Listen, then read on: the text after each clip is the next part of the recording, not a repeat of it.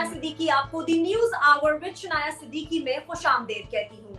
और आज के शो में हम बात करेंगे कि किस तरह से हम देख रहे हैं पीडीएम और हुकूमत के दरमियान एक रस्साकशी जारी है, और जबकि सामने हमारी ये बातें भी हैं कि अंदरूने पीडीएम भी इख्तलाफात जोरों शोरों पर हैं। सेनेट इलेक्शन के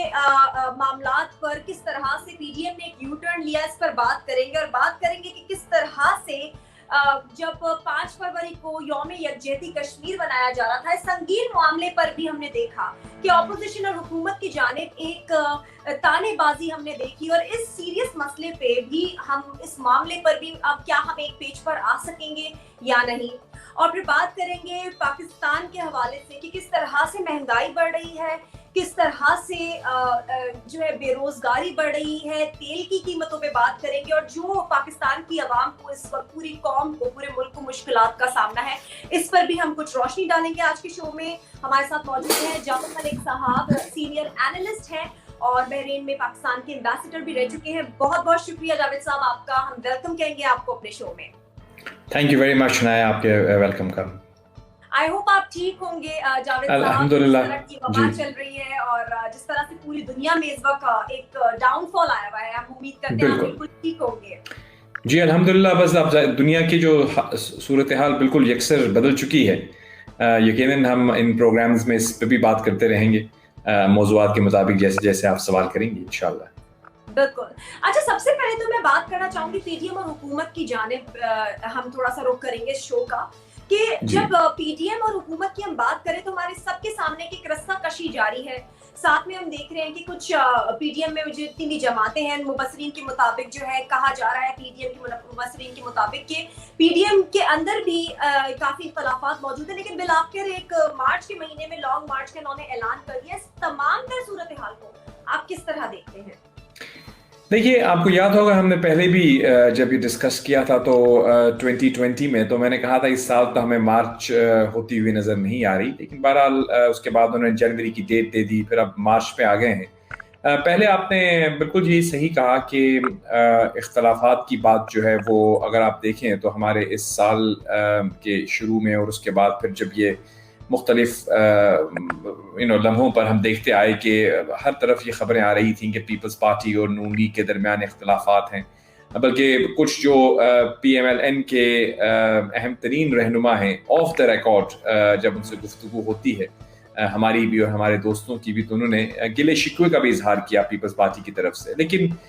जो सियासी कायदीन है यानी PMLN और पीपल्स पार्टी की, उनके दरमियान हम देख रहे थे कि इज्तनाब किया गया कि हम एक दूसरे पर क्रिटिसाइज करें। तो अब जब इतनी बड़ी जमातें बीच में शामिल होती हैं एक इत्तेहाद के, तो कुछ नज़रियात में फ़र्क तो हो सकता है। हम ये तो नहीं कह सकते ना कि PDM कोई एक जमात है, उसका कोई एक कायद है। यकीनन एक मौलाना साहब जो है वो उसके रहनुमा हैं, लेकिन बहरहाल हर जमात की एक अपनी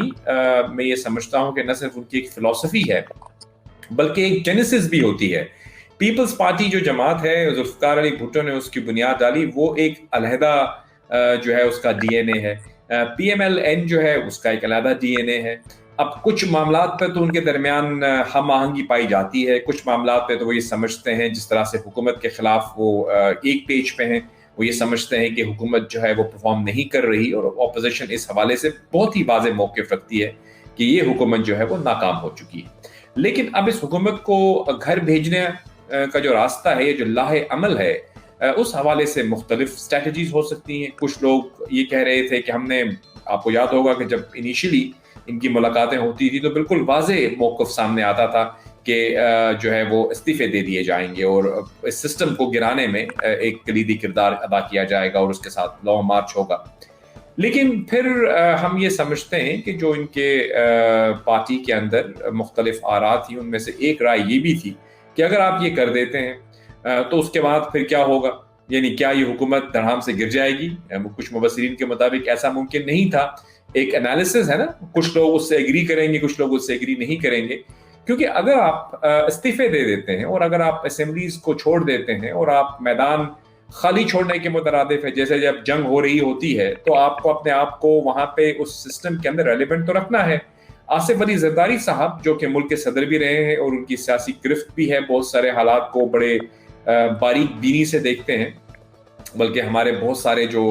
رہنما ہیں وہ کہتے ہیں کہ آصف زرداری صاحب کی سیاست کو سمجھنے کے لیے آپ کو آصف زرداری صاحب کی شخصیت پہ پی ایچ ڈی کرنی پڑے گی، اتنی وہ ڈیٹیل سے معاملات کو جانتے ہیں۔ اب یہ اس لیے نہیں کہ وہ صدر رہے ہیں، صدر رہنے کے بعد یقیناً وہ اور زیادہ ان کی انڈرسٹینڈنگ میں، بیکاز ان کو جو بریفنگز ملی، ہمارے حساس اداروں کے ساتھ بھی ان کے رابطے رہے، لیکن اس سے پہلے بھی ان کی بڑی گہری نظر تھی ملکی سیاست پہ۔ وہ ایک محترمہ بینظیر بھٹو کے ہسبینڈ رہے ہیں، پارٹی کو انہوں نے دیکھا ہے کس طرح وہ چلتی ہے، تو ان کا یہ موقف تھا کہ سینٹ کے اندر ان کو فری ہینڈ نہیں ملنا چاہیے، یعنی اگر آپ استعفے دے دیتے ہیں تو اس کا مطلب یہ ہے کہ پی ٹی آئی جو ہے وہ اپنی مرضی کے لوگوں کو سینٹ میں لے آتی ہے۔ تو یہ اسٹریٹجی غالباً اوور ویلمنگ میجورٹی جو تھی پی ڈی ایم میں، اس نے اس کو ایکسیپٹ نہیں کیا، اور یہی فیصلہ کیا گیا جس طرح ہم نے سنا کہ نہیں، جو سینٹ کے انتخابات میں وہ حصہ لیں گے۔ لیکن آپ کا جو سوال تھا کہ جو مارچ ہو رہا ہے، اب آج ہم فیبروری کے شروع میں کھڑے ہیں، مارچ کے بارے میں کہا گیا ہے کہ وہ مارچ کے مہینے میں ہوگا،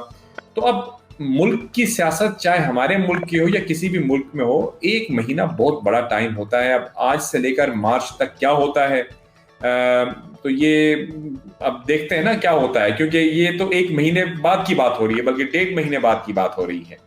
تو مارچ تو ہوگا کسی نہ کسی شکل میں۔ آپ دیکھتے ہیں کہ وہ مارچ جو ہے وہ اس کی نوبت آتی ہے یا اس سے پہلے کوئی معاملات طے پا جاتے ہیں، بیکاز اگر آپ دیکھیں اس وقت تو اسلام آباد کے اندر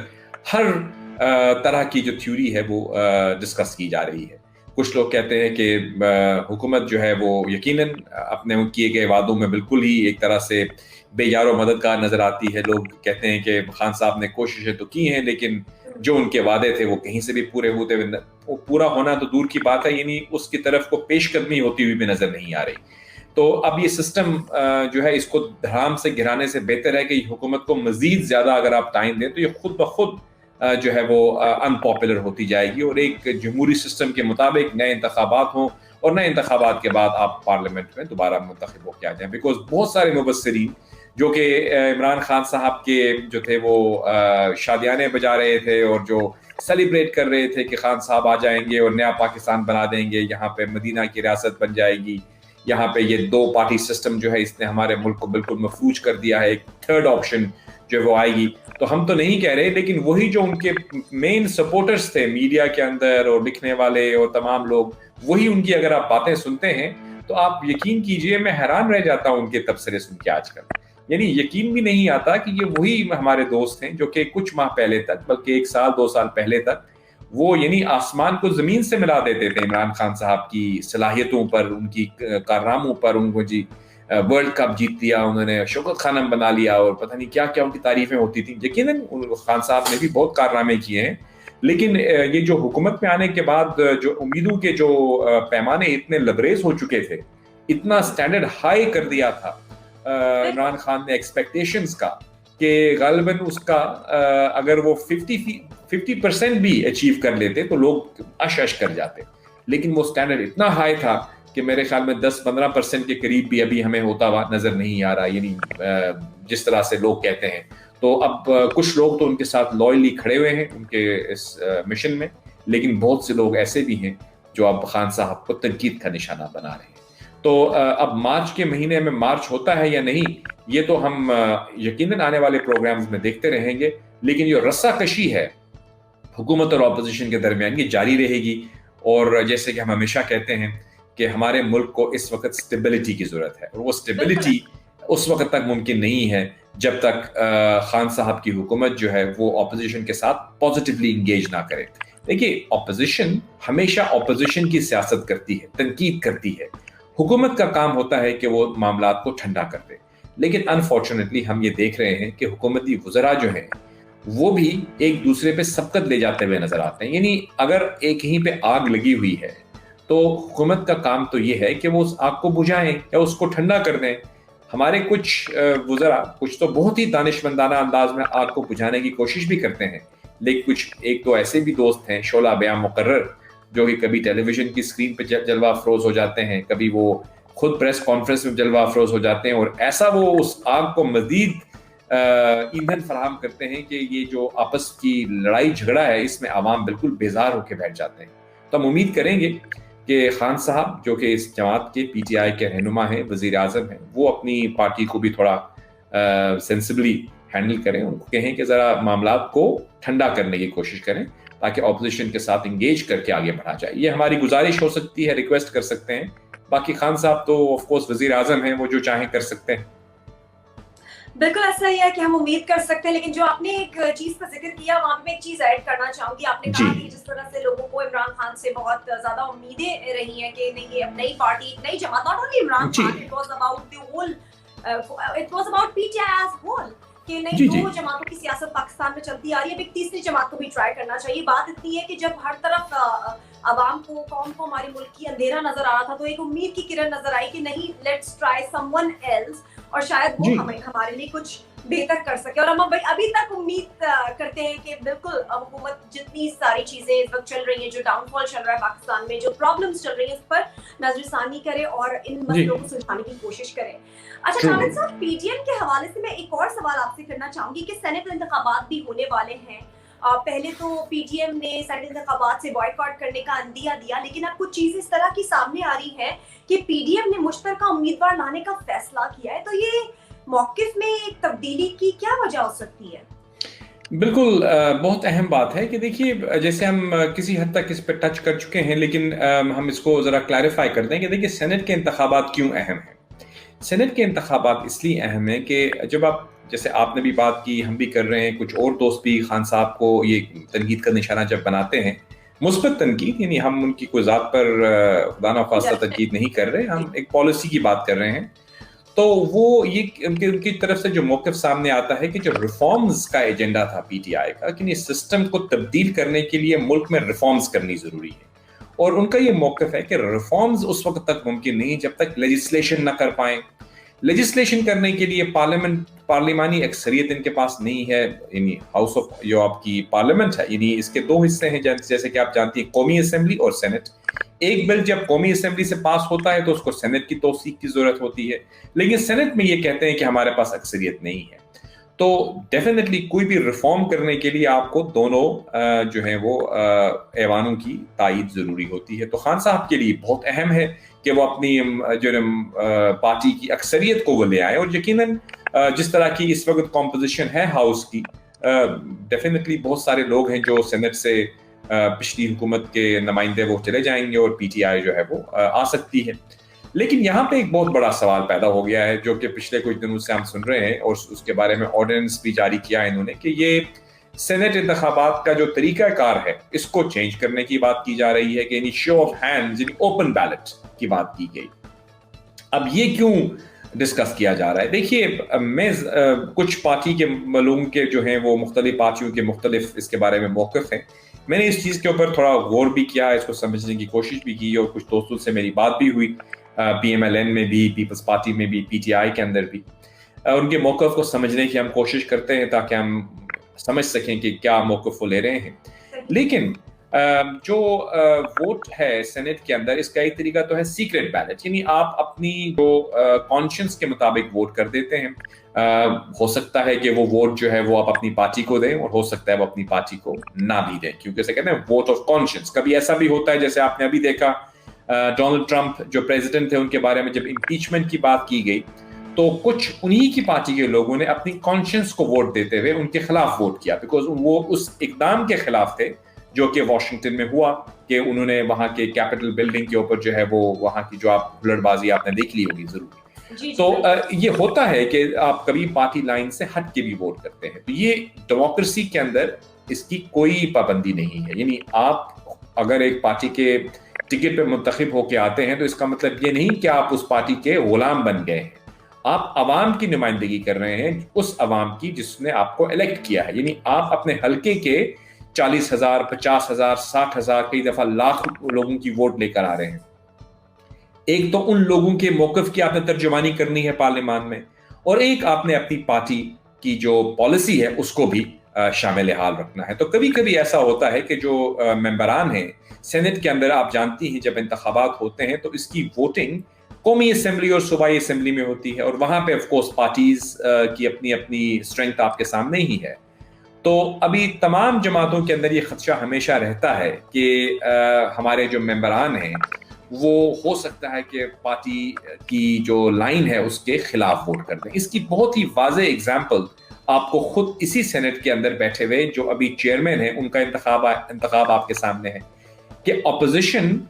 سینٹ کے اندر اکثریت رکھنے کے باوجود اپنا چیئرمین سینٹ نہیں لا سکی تھی. آپ کو یاد ہوگا سنجرانی صاحب جیت گئے تھے, حالانکہ سینٹ کے اندر پیپلز پارٹی, نون لیگ اور باقی دیگر جماعتوں کی اکثریت ہے, لیکن کیونکہ سیکرٹ بیلٹ کے ذریعے ووٹ ہوا تو ہم نے دیکھا کہ ڈیفینیٹلی کچھ لوگوں نے ووٹ جو ہے وہ اپنی پارٹی کی پالیسی کے خلاف دے دیا. اب اس دفعہ یہ کہا گیا ہے کہ جو سینٹ کے انتخابات ہوں گے اس کے اندر قومی اسمبلی کے اندر شو آف ہینڈز کے ذریعے جو ہے وہ اوپن بیلٹ ہو, یعنی ٹرانسپیرنسی کا عنصر اس کے اندر شامل کیا گیا ہے. اب یہ آف کورس ایک آرڈیننس آیا ہے, لیکن سپریم کورٹ میں اس وقت کیس بھی پڑا ہوا ہے ریفرنس جس کے اوپر بات ہوگی, اور یہ اس سے کنڈیشنل ہے, ہو سکتا ہے اس کو اوور ٹرن کر دیں, ہو سکتا ہے اس کو وہ بحال رکھیں. اب اس کا جو خوش آئند پہلو یا اس کا جو مثبت پہلو ہے وہ تو یہی ہے کہ ڈیفینیٹلی شفافیت انشور ہوگی کہ آپ جو ہیں شو آف ہینڈ کریں گے تو یعنی آپ کے پاس کوئی ایسا گنجائش نہیں ہوگی کہ آپ اپنی پارٹی سے ہٹ کے یا آپ کی ووٹ سیکرٹ میں چلی جائے. لیکن جو اس کے ناقدین ہیں وہ یہ کہتے ہیں کہ یہ ایک طرح سے آپ کا جو انٹینشن ہے نا, ہم کہتے ہیں نا کہ ہر عمل کی دار و مدار اس کی نیت پہ ہوتا ہے, تو اگر تو نیت یہ ہے کہ شفافیت کو لایا جائے تو ٹھیک ہے, لیکن یہاں پہ کہا یہ جا رہا ہے کہ نیت یہ نہیں ہے کہ شفافیت کو لایا جائے, نیت کچھ یہ ہے کہ جو حکومتی جماعت ہے وہ یہ سمجھتی ہے کہ اس کے اپنے ایم این ایز جو ہیں وہ اس کی پالیسی سے نالاں ہو چکے ہیں اور وہ اس کی پارٹی ہو سکتا ہے کہ اس کے خلاف ووٹ دے دیں. تو خان صاحب نے خود اپنی کچھ سٹیٹمنٹس جو تھیں انہوں نے دینے کے بعد اس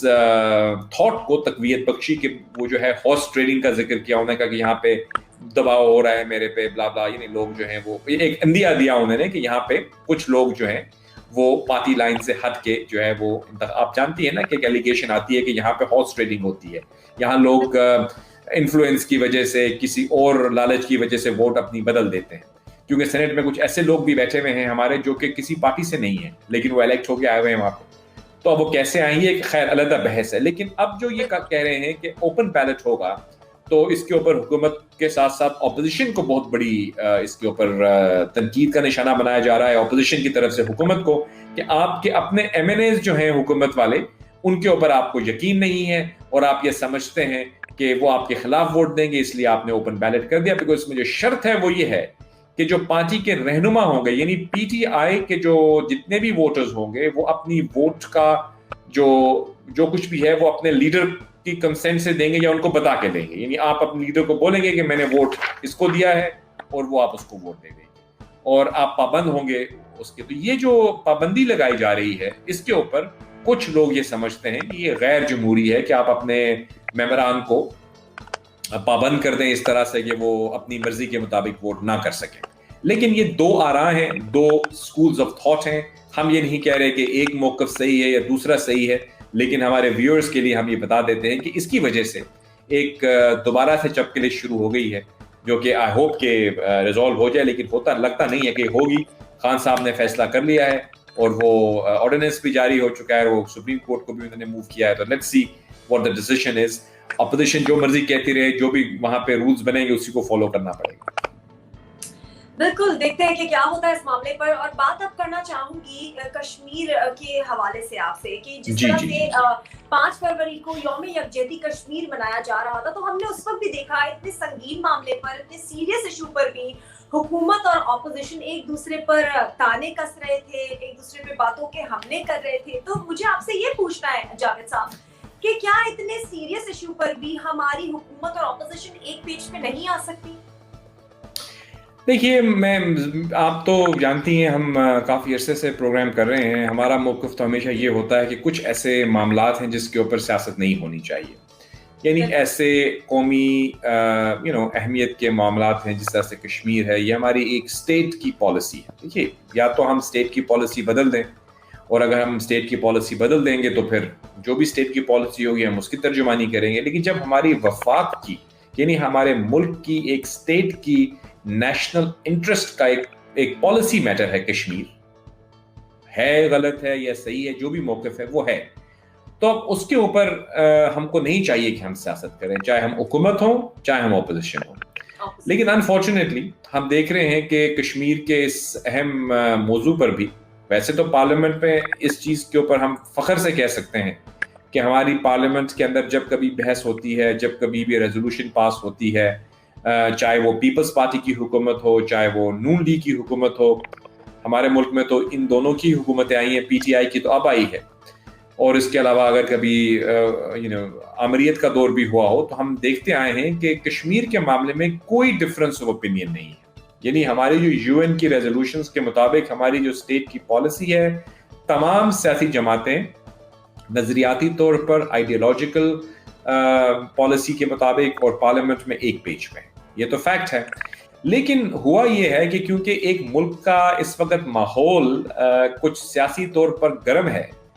سردی تو ہے ملک میں لیکن درجہ حرارت جو سیاسی ہے وہ کافی عروج پر ہے. تو ہم نے دیکھا کہ اس زمانے میں جب یہ انتخابات کا ہوا، یعنی پچھلے دنوں آپ دیکھ رہی تھی کہ گلگت بلتستان کے حوالے سے بھی ایسا ہی ہو رہا تھا،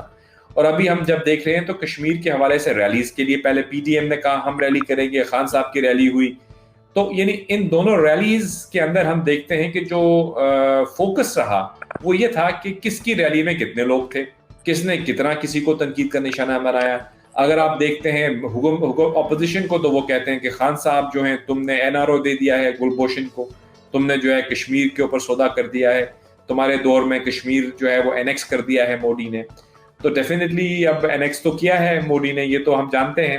اور سودا کیا ہے یا نہیں کیا یہ تو ہر کوئی ایک دوسرے کے اوپر الزام لگاتا ہے. یعنی آپ اگر ضیاء الحق صاحب کے زمانے سے شروع کر لیں یا ایوب خان کے زمانے سے تاشقند یا اس سے بھی پہلے چلے جائیں تو اس وقت سے یہ مباحثے چل رہے ہیں کہ کس نے کیا کیا. یعنی انفارچونیٹلی ہم اس بحث میں نہیں جانا چاہتے، لیکن ہم یہ صرف گزارش کر سکتے ہیں کہ دیکھیے کشمیر کے معاملے پہ پالیٹکس نہ ہو.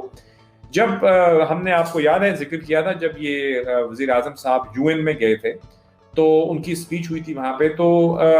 میرا موقف یہی ہے ہمیشہ کہ دیکھیے جو شخص آپ کا وزیر اعظم ہے،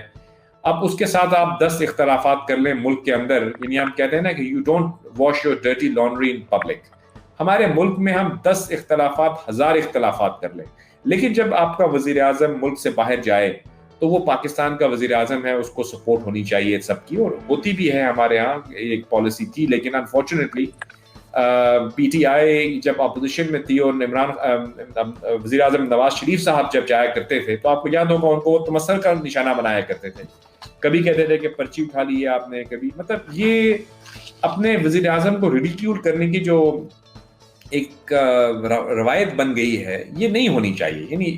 آپ کا نواز شریف وزیر اعظم تھے ملک کے، آپ اس کو کریٹیسائز کرتے تھے. زرداری صاحب تھے تو ان کو آپ کہتے تھے یہ کر رہے ہیں. اب خان صاحب آئے ہیں تو ان کے اوپر اگر یہ ملک سے باہر جا کے کچھ بات کر دیتے ہیں تو ہم کہتے ہیں دیکھو جی اس نے یہ کر دیا.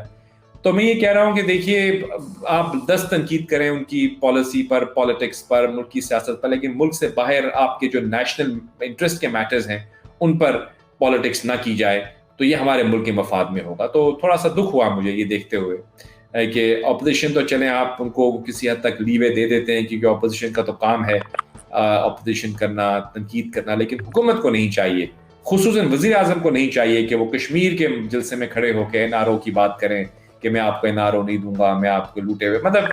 وہ سٹیٹمنٹس وہاں پہ دینے کی وہ جگہ نہیں ہے. میرا پوائنٹ آف ویو یہ ہے کہ دیکھیے کشمیر کے جلسے میں آپ گئے ہیں، وہاں آپ کشمیر کی بات کیجئے، وہاں آپ ہندوستان کو نشانہ بنائیے، وہاں آپ ہندوستان کی جو غاصبانہ پالیسی ہے کشمیری نہتے عوام کو انہوں نے اپنے غاصبانہ قید میں رکھا ہوا ہے، چاہے وہ نون لیگ والے ہوں یا پی ٹی آئی والے ہوں یا پیپلز پارٹی والے ہوں، ہم یک زبان ہو کر ہندوستان کو تنقید کا نشانہ بنائیں، نہ کہ ہم ایک دوسرے میں لڑ پڑیں. ایک دوسرے میں ہم لڑیں گے تو کیا ہوگا، ہم کمزور ہوں گے نا، اور دشمن ہمارا مذاق اڑائے گا. تو ہم تو یہ چاہتے ہیں کہ ہمارا ملک مضبوط ہو اور ہمارے ملک کے جتنے بھی سیاسی رہنما ہیں وہ اپنے ذاتی اختلافات کو بھلا کر قومی جو یعنی نیشنل انٹرسٹ کے جو موضوعات ہیں ان پر پالیٹکس نہ کریں. ہم گزارش کر سکتے ہیں، باقی تو وہ بڑے لوگ ہیں، رہنما ہیں، جیسے کریں گے ہم ان کے بارے میں بات تو کرتے ہی رہیں گے، لیکن بس بات ہی کر سکتے ہیں، ان کو سٹاپ کر کے فزیکلی تو نہیں کر سکتے. گزارش کر سکتے ہیں ہمیشہ نواز شریف صاحب ہوں یا زرداری صاحب ہوں یا خان صاحب ہوں، نجی محفلوں میں تو ہمیشہ وہ یہی کہتے ہیں کہ ان معاملات پہ ہم کو یکساں موقف رکھنا ہوگا. لیکن آئی تھنک پولیٹیکل پریشرز میں کبھی کبھی ایسی باتیں کہہ جاتے ہیں جو غالباً میں سمجھتا ہوں کہ کشمیر کے پلیٹ فارم پہ نہیں ہونی چاہیے تھی. لیکن لیٹس سی واٹ ہیپنس. بالکل نہیں ہونی چاہیے تھی, اور ہم آپ جس طرح سے آپ نے کہا کہ ریکویسٹ کر سکتے ہیں اور امید کر سکتے ہیں, اور امید پر دنیا قائم ہے. جی بالکل. شو کے اختتام کی طرف جا رہی ہوں, آپ سے آخری سوال کروں گی, لیکن میرے دل کے نزدیک یہ اس وقت سب سے اہم سوال ہے. یہ ایک عام آدمی کا سوال ہے جاوید صاحب. ملک کی صورتحال اس وقت اگر ہم دیکھیں تو بے روزگاری بڑھ رہی ہے, تیل کی قیمتوں میں اضافہ ہو رہا ہے, مہنگائی بڑھ رہی ہے, اور قوم کو ریلیف دینے کی تو کوئی بات ہی نہیں ہو رہی. اس وقت جو ایک عام آدمی کا, ایک عام انسان کا مسئلہ ہے پاکستان میں, اس پر کوئی بات کیوں نہیں کر رہا؟ انفارچونیٹلی ہم اگین کرٹیسائز نہیں کرنا چاہتے اپنے کولیگس کو میڈیا میں, جو ہمارے سے کچھ جونیئر ہیں کچھ سینئر ہیں, مطلب مختلف چینلز پہ جلوہ افروز ہوتے ہیں. انفارچونیٹلی میڈیا, ہم اس میں خود کو بھی شامل کریں گے کہ ہم بھی موضوعات ایسے لے کے آتے ہیں جن کا عوام کی فلاح و بہبود سے تعلق کم ہوتا ہے اور ہماری ریٹنگ کو بڑھانے سے زیادہ ہوتا ہے. انفارچونیٹ ہے یہ ہمارے میڈیا. میں اس میں خود کو شامل کرتے ہوئے کہوں گا کہ ہم ایسے ٹاپکس میں بات کرنا چاہتے ہیں جو کہ سنسنی پھیلائیں. یعنی یہاں پہ کوئی واقعہ ہو جاتا ہے, اس کے پیچھے سب لوگ لگ جاتے ہیں, وہی 10 20 25 لوگ ہیں, کبھی ایک چینل پہ بیٹھے ہوتے ہیں, کبھی دوسرے پہ بیٹھے ہوتے ہیں, اور وہی باتیں گھڑی گھڑی ریپیٹ کر رہے ہوتے ہیں. یعنی جو سوال آپ اٹھا رہی ہیں کہ بے روزگاری کے بارے میں کیا ہوگا, آپ یقین کیجئے ہم نے مختلف چینلز پر پروگرام کرنے کی کوشش بھی کی, لیکن انفارچونیٹلی ہمارے عوام بھی کچھ اس طرح سے غالباً ہو چکے ہیں کہ وہ بھی سنسنی خیز پروگراموں کو پسند کرتے ہیں. یعنی موضوع بحث جو ہے وہ سنجیدہ گفتگو, نہ جانے ہماری معاشرے میں ہی اس کی گنجائش نہیں ہے. آپ کسی نجی محفل میں چلے جائیں, ڈنر پہ چلے جائیں, کسی پارٹی میں چلے جائیں, وہاں پہ 15 منٹ کے بعد جو ہے وہ سیاست پہ بات شروع ہو جاتی. یعنی ہمیں کوئی یا پھر کرکٹ پہ بات شروع ہو جاتی ہے. یعنی سیریس معاملات جو ہیں, ہمارے ملک کی جو پاپولیشن ہے وہ بڑھ رہی ہے. ہمارے ہاں کلائمیٹ چینج کے حوالے سے کوئی واضح پالیسی نہیں ہے. ہمارے جو نوجوان ہیں وہ ایک بہت بڑی تعداد میں بے روزگار ہوتے جا رہے ہیں, گریجویٹ بننے جا رہے ہیں, اور آپ یقین کیجئے گریجویشنز میں بہت اضافہ ہو گیا ہے. ہمارے بہت سارے گریجویٹس اور پوسٹ گریجویٹس, بلکہ ینگ لوگ میں دیکھ رہا ہوں کوئی ایم فل کر رہا ہے, کوئی پتہ نہیں کیا کون سی ماسٹرز کر رہا ہے, اور میں ان کی جب دیکھتا ہوں تو میں کہتا ہوں یہ سارے کے سارے کہاں جائیں گے اور کہاں ان کو جابز ملیں گی, ان کے بارے میں کون سوچ رہا ہے. یعنی اگر آپ مغرب میں چلے جائیں, ڈیولپڈ کنٹریز میں چلے جائیں, تو ایک سمپل جو گریجویشن ہوتی ہے اس کو بھی بہت رسپیکٹ کی نظر سے دیکھا جاتا ہے. ہمارے ہاں تو ماسٹرز والے جو ہیں بیچارے جاب لیس گھوم رہے ہیں, اور اللہ ان کو اپنے یعنی ان کے اوپر رحم کرے. اور ہم دعائی کر سکتے ہیں کہ ہماری جو حکومت کی پالیسی سازی کا جو عمل ہے, یہ پی ٹی آئی کے بارے میں نہیں کہہ رہا میں ایک مسلسل یہ بدستور پچھلے کئی سالوں سے ہو رہا ہے کہ کسی نے کوئی واضح پالیسی نہیں بنائی. یہاں یوتھ کے پروگرامز بنے ہیں, youth prime ministers youth programme, پتہ نہیں نواز شریف یوتھ پروگرام, کبھی بے نظیر یوتھ پروگرام, شاید انہوں نے کوئی انصاف کا یوتھ پروگرام بنا دیا ہوگا. آئی ایم شیور نیتیں اچھی ہوئی ہوں گی سب کی, لیکن آن دا گراؤنڈ ریزلٹس نہیں آ رہے. یعنی بے روزگاری کے اندر کو کم کرنے کے لیے کوئی کنسٹرکٹیو پالیسی سازی نہیں ہوئی ہے. آج نہیں, یہ پچھلے 20 سالوں سے نہیں ہو رہی. اس میں سب شامل ہیں. اسی طرح آپ کی جو بے روزگاری کا ہم نے ذکر کر لیا, خصوصاً یوتھ ان امپلائمنٹ. یعنی آپ کے ملک کا مستقبل جو ہے وہ یوتھ ہے. یوتھ آپ کے ڈسپونڈنٹ ہو جائے اگر, تو پھر آپ کس طرف جائیں گے؟ اور خان صاحب آپ کو یاد ہوگا ہمیشہ کہتے تھے یہ بات کہ یوتھ از مائی فیوچر. مجھے ووٹ کرنے والے بھی یوتھ ہیں, اور کہتے بھی ہیں, آج بھی کہتے ہیں کہ یوتھ ساری مجھ کو سپورٹ کرتی ہے. تو دیر فور محترم جناب عمران خان صاحب وزیر اعظم پاکستان کے اوپر تو بہت بڑی ذمہ داری ہے کہ وہ یوتھ کو ایک ڈائریکشن دے دیں. وہ یوتھ جس نے ان کو آئیڈیلائز کیا in cricket and in youth یوکت Khanum hospital all of these things, وہ یوتھ بہت امید لگا کے بیٹھی ہوئی ہے خان صاحب سے کہ وہ ان کو جابز کی فراہمی کا کوئی روڈ میپ دے دیں. چاہے جابز نہ ہوں, کچھ روڈ میپ بنے, پتہ چل جائے کہ نیکسٹ 3 ایئرز میں کوئی 2 سالہ منصوبہ, کوئی 3 سالہ منصوبہ, کچھ تو ہو رہا ہے ہمارے لیے. We are yet to see. ہم ابھی تک انتظار کر رہے ہیں کہ کون سی پالیسی جو ہے وہ اگر آئی ہے, اور اگر آئی ہے تو ہمیں ضرور بتائیے. ہم اس پروگرام میں نیکسٹ ویک اسی کے اوپر ڈیبیٹ کریں گے اور اسی کو روشناس کروائیں گے, بیکاز میں بہت ذاتی طور کے اوپر یوتھ کے ساتھ اٹیچڈ ہوں, اور میں سمجھتا ہوں کہ ہمارا یوتھ ہمارا مستقبل ہے. ان کو آپ کو ہوپ دینی ہے. بے روزگاری ان کے لیے بڑھتی جا رہی ہے. دس از اے کرٹیکل میٹر. آج نہ ہو تو 10 سال بعد اور زیادہ کرٹیکل ہو جائے گی. آپ نے کہا مہنگائی بڑھ رہی ہے. آپ کو یاد ہوگا کیا کہا جاتا تھا کہ جس ملک میں مہنگائی بڑھتی ہے اس کی وجہ ایک ہی ہوتی ہے کہ حکمران چور ہوتے ہیں. یہ کس نے کہا تھا؟ میں نے تو نہیں کہا تھا. تو جس کسی نے کہا تھا سننے والے جو ہیں وہ سمجھ گئے ہوں گے. اب ان سے سوال کر رہے ہیں وہ کہ بھئی اب تو آپ ہیں حکمران, اب کیا کریں اب ہم کس کو چور کہیں؟ اب تو آپ نہیں کہہ سکتے کسی دوسرے کو. تو یہ جو حالات پیدا ہو گئے ہیں ان کو اریسٹ کرنے کے لیے, ان کو کنٹرول میں لانے کے لیے بہت ساری امیدیں ہیں. یہ ایک ہی اس کا طریقہ ہماری نظر میں ہے اور وہ یہ ہے کہ ملک کی تمام سیاسی جماعتوں کو ایک ٹیبل پر آ کے ایک نیشنل پالیسی بنانی پڑے گی. یہ پی ٹی آئی اکیلا نہیں کر پائے گی, نون لیگ بھی اکیلا نہیں کر پائے گی, نہ ہی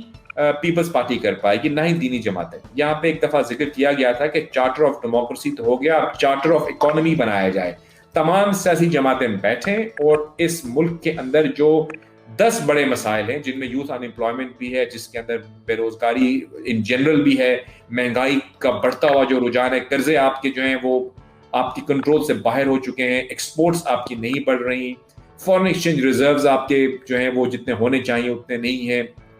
آپ کی ملک کے اندر کلائمیٹ کے حوالے سے کیا پالیسی ہے, آپ کی جو ویمن امپاورمنٹ ہے اس کے بارے میں آپ کیا کر رہے ہیں, یہاں پہ آپ کی جو ہمارے ملک کے اندر انرجی کرائسس کسی حد تک تو کم کیا پچھلی کچھ حکومتوں نے, آپ نے آئندہ 20 سالوں کے لیے کیا پلان بنایا ہے. یعنی اس قسم کا ہم کو ایک آپ کیا سمجھ سکتی ہیں کہ روڈ میپ کی ضرورت ہے. ہم امید کرتے ہیں کہ اس کے اوپر خان صاحب جو اللہ نے ان کو وزیر اعظم بنایا ہے وہ الیکٹ ہوئے ہیں, اب وہ سیاست سے پیچھے چھوڑ دیں یہ جو باتیں کرتے آئے ہیں. آئیے آئندہ 2 سال جو آپ کے پاس رہ گئے ہیں تمام سیاسی جماعتوں کو انگیج کیجئے اور ملک کو کسی ایک سیدھی ڈگر پہ ڈال دیں. اگر آپ یہ کر جائیں گے آئی تھنک آپ کو سبھی لوگ پسند کریں گے. لیکن اگر آپ نہ کر پائے تو ڈسپونڈنسی کا جو لیول ہے وہ آپ کے آئندہ 2 سالوں میں 200 گنا بڑھتا ہوا نظر آ رہا ہے مجھے. بالکل ایسا یہ بڑھتا نظر آ رہا ہے, اور آپ نے بہت اچھی بات کی جاوید صاحب. اور ہم بھی امید کرتے ہیں کہ جو اس وقت پاکستان کی یوتھ کا مسئلہ ہے, جو ایک عام آدمی کا مسئلہ ہے, اس کے بارے میں بات کی جائے, کیونکہ جو حال ہے اس وقت پاکستان کی جاب مارکیٹ کا ڈیو ٹو کووڈ آلسو, یہ جو ایک پورا 1 سال کا ٹینیور ہے اس کا بھی اس میں بہت بڑا ہاتھ ہے کہ جاب مارکیٹ بہت بڑا کا بہت ایگزیکٹلی جاوید صاحب جاب مارکیٹ کا بہت برا حال ہے. اور آپ نے جس طرح سے کہا ایم فل کیے ہوئے ہو, ایم ڈی کیے ہوئے ہو, بیچلرز ڈگری کا, تو اس وقت کوئی کہنا چاہیے کوئی جاب کی کوئی مارکیٹ ہی نہیں ہے اس وقت. بالکل ٹھیک بات ہے. اور مہنگائی پر بالکل گورنمنٹ کو اس پہ کام کرنا چاہیے. جو اس وقت پیٹرول کی قیمتیں ہیں, جو اس وقت عام استعمال کی اشیاء کی قیمتیں ہیں, اس پہ بالکل نظر ثانی کرنا چاہیے اور عوام کو ریلیف دینے کی اس وقت بات کرنی چاہیے. اور اگلے 2 سال میں اس طرح کی پرفارمنس دینی چاہیے کہ پچھلا جتنے بھی سال تھے حکومت کے پی ٹی آئی کے, ہم اس کو بھول کر اس پر زیادہ فوکس کریں. ڈیفینیٹلی آپ کا بہت بہت شکریہ جاوید صاحب آپ کے قیمتی انالیسس کے لیے. ناظرین اپنا بہت خیال رکھیے گا. پروگرام کا وقت ختم ہوا جاتا ہے, اگلے ہفتے ملاقات ہوگی اسی وقت اسی دن. شکریہ, اللہ حافظ.